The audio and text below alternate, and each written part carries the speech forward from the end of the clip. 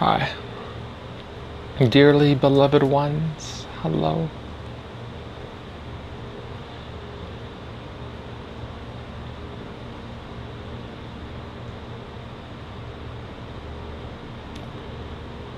Over the past week, since the release of the last video, there has been so much information that has been able to be released. And though I have not been able to fully incorporate that information into my outer senses,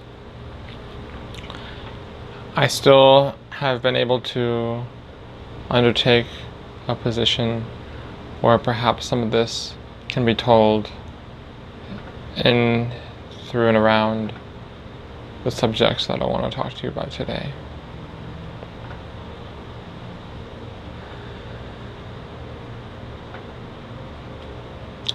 Now, what do I want to talk to you about today?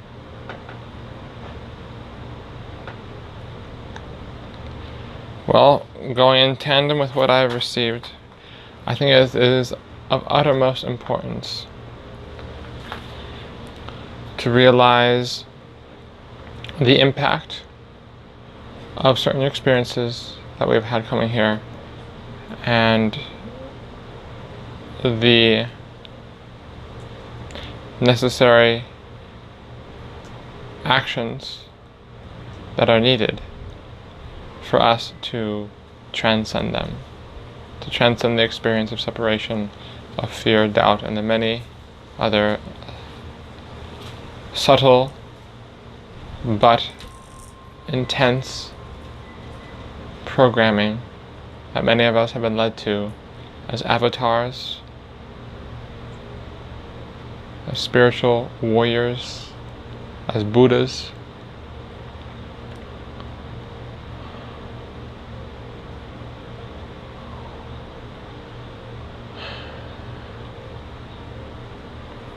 And so I will do my best. So, for those who've had the patience to watch up to this point, in my very long-spaced, you can say, opening, there is a critical element in all of our lives where we did make a decision, where we did not want to experience being what we may call tortured or harassed, humiliated, killed, persecuted. Many of us went through experiences in many of our lives where we had very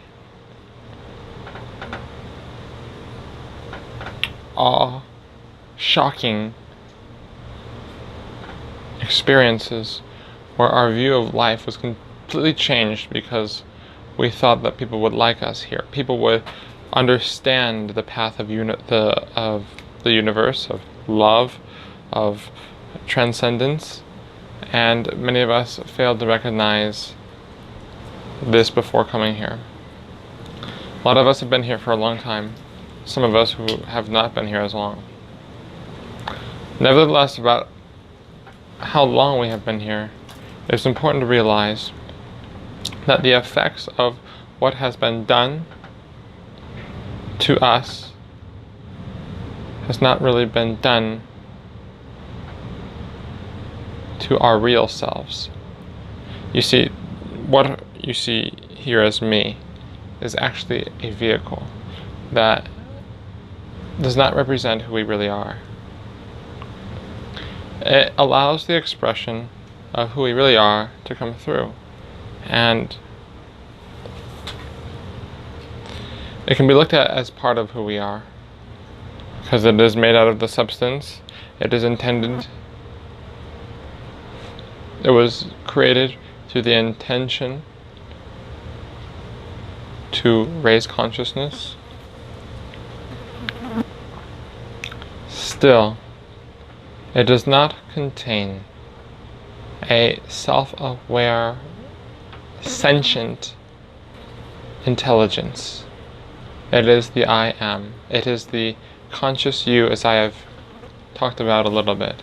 And this conscious you, this presence, is able to attach itself to experiences that it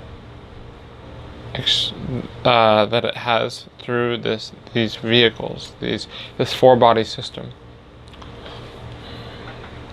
And in the moment when the conscious you has not undergone a particular experience of trauma, of torture, of embarrassment to high intensities,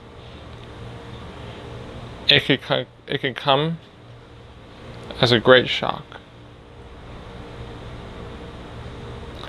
Because one, coming here, we actually lose our recognition, our outer recognition of how life was on previous planets and or spheres, where there was a congregation of teachers and laws and experiences that we've had to understand the universal connection of all life, even through our interpretation through our 4-body system. We understood this. And so what I'm trying to say here is we underwent many experiences coming here where we were shocked. And this conscious you attached itself to many of these experiences, thinking that the experience defined who it was. And in order to continue surviving, so to speak, we had to focus on not partaking in experiences that generated the similar feelings, thoughts, identities. And what does this outplay as? It outplays as diversification, opposition, duality in physical interactions, conversations, and sometimes it comes about through living out a materialistic lifestyle where the comforts are pursued, where we may be in some sort of an activity or movement and group that is creative, but it doesn't necessarily assist in exposing a lot of what the programming in society is built upon, which is by these sophisticated beings I've talked about before, the fallen ones, the fallen beings. But these beings were only allowed to remember, these beings were only allowed here because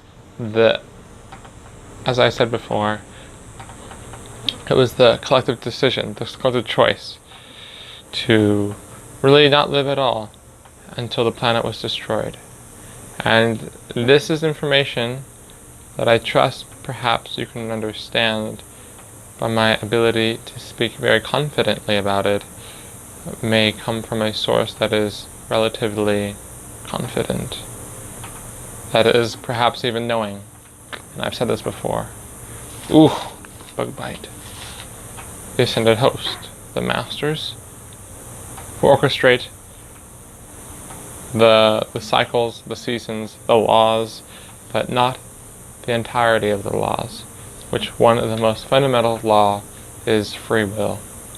And they have to allow individuals to outplay who they think they are or who God is in retrospect to what people have told them what God is like, or to gain power, or to prove that there is no world beyond the material universe, whatever it is.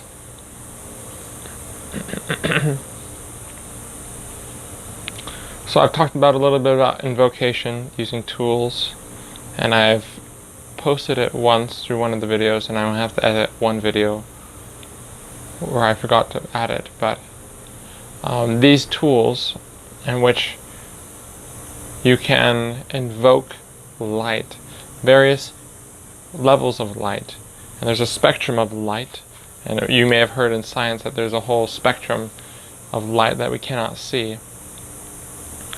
There is a spectrum of centers in our being that correspond to this spectrum. And we undergo every day various tasks and choices that correlate to using these color spectrums, which have qualities. And these qualities all actually relate to one another. And they all have each other in one of them. It may sound very confusing, but my main point is a lot of our programming that we have undergone can cause these centers to be imbalanced, can cause our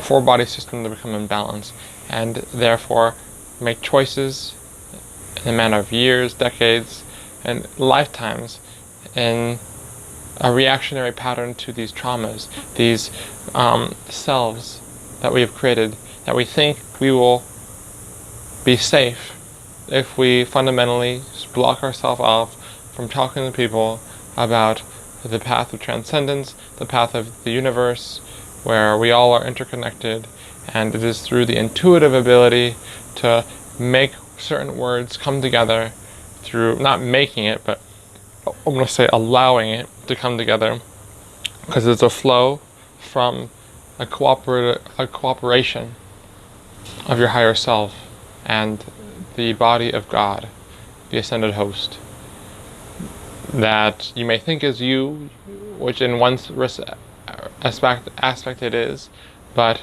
there is a part on the path where you have to really understand that to bring forth a higher level of consciousness, you have to continually accept a higher vibration that you cannot see, a higher vibration you do not know, a higher understanding of being that you do not know, to just come through you. And it doesn't always come in the matter of questioning and thinking of ideas.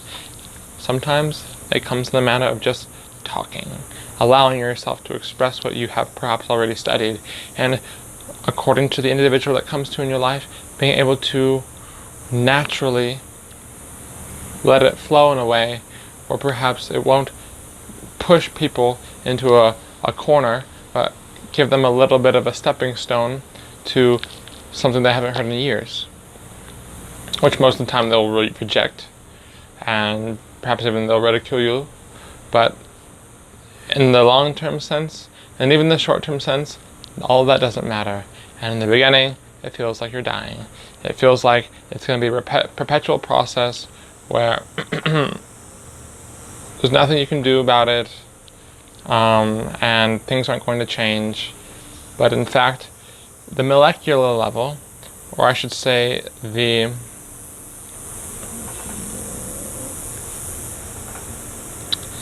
level at which we have experienced these intense traumas, have a long history, as I've said before.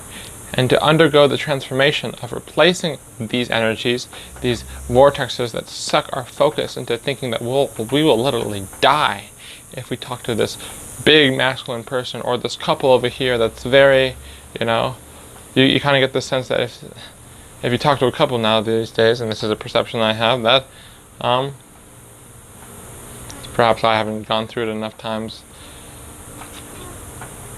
well, you'll be persecuted on the spot. Get the hell away from me. Who do you think you are talking about this shit, as they may say? But, you may be able to come across in a way where they may be open. But, oftentimes, there are people in our lives that we're very focused on not interacting with. Be it very masculine people, or very, it's usually the masculine imbalance that gets us to want to not talk to one another. You see it in women sometimes, but it doesn't matter if it's in whatever gender. These are things that when we become more aware of, we get to understand what it may take for us to undergo the full process of replacing these false selves that we created, and the effort and the cause to protect ourselves, or in the effect to protect ourselves. But really, it disintegrates ourself, because the self, real self, is actually naturally in a state of growth through creativity, which is only allowable through the expression of our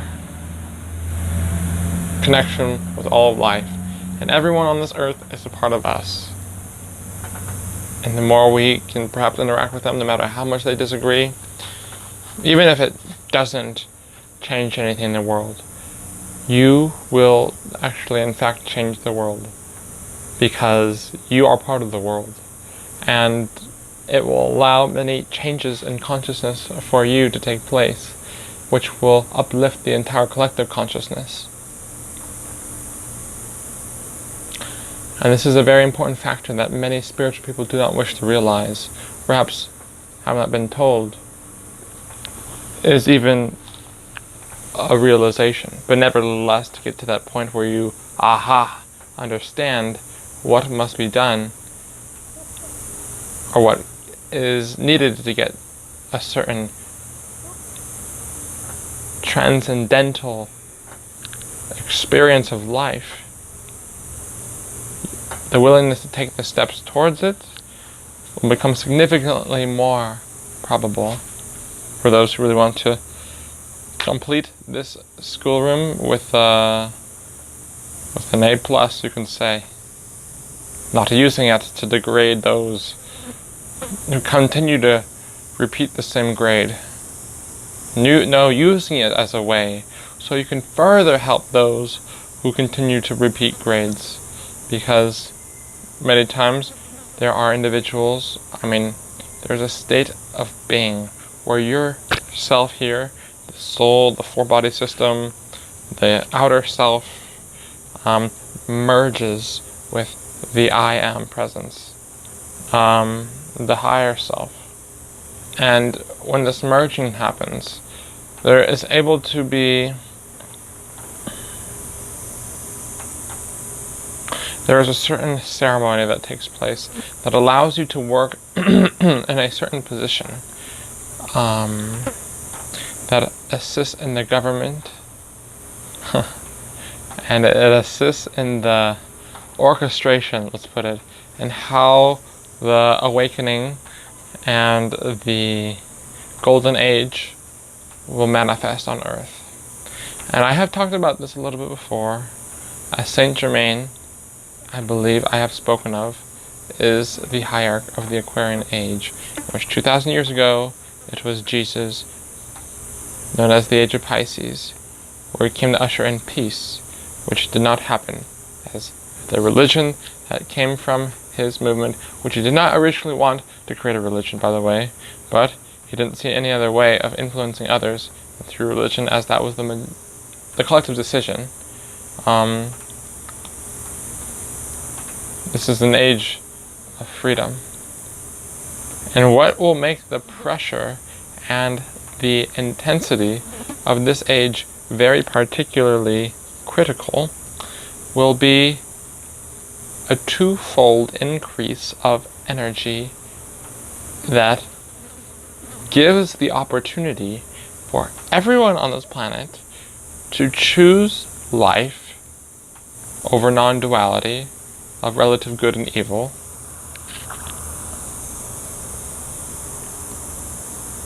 that completes the mastery of peace and freedom. You see, as the Age of Pisces was an age of peace, the Age of Aquarius is the age of freedom.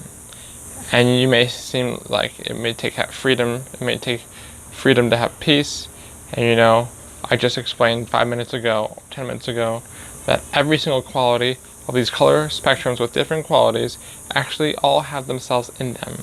And as we go throughout our day, we go forth various choices and tasks, chores, affairs, activities, blah blah blah blah blah blah blah blah, that actually garner influence and evolve these qualities in these centers that correspond to this color spectrum, which science has touched upon a bit. Nevertheless, my beloved friends, my family, I'm here to assist and your understanding of how critical this point in time is. And when I said twofold intensity, I meant that people are going to be undergoing a judgment. And it's not a judgment coming from another person, it's from themselves, coming onto a position where they understand life more, or they seclude their understanding of life more. And by the choices that everyone makes in this 2,000-year cycle, they'll undergo massive pressure to awaken these choices of life and death. Not death in the sense of it's bad, it's wrong, it should not happen, but death in a term used as not understanding that life and death, or I shall say that life in opposition to death, is something that is false. It's very hard for me to explain it, but it's really beyond words. Everything I'm saying here is beyond words, though we use words to try to explain it.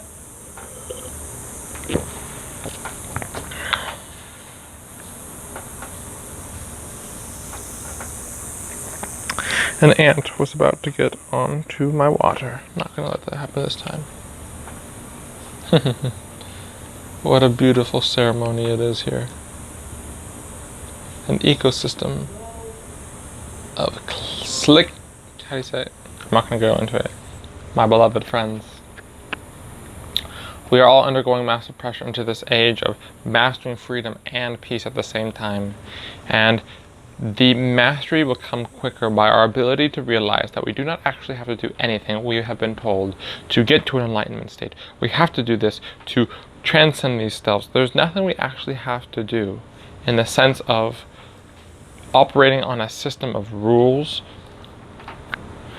that guarantees us that perspective where everything clicks into order. There's lots of ants on me. But what I'm trying to say here is some of these topics that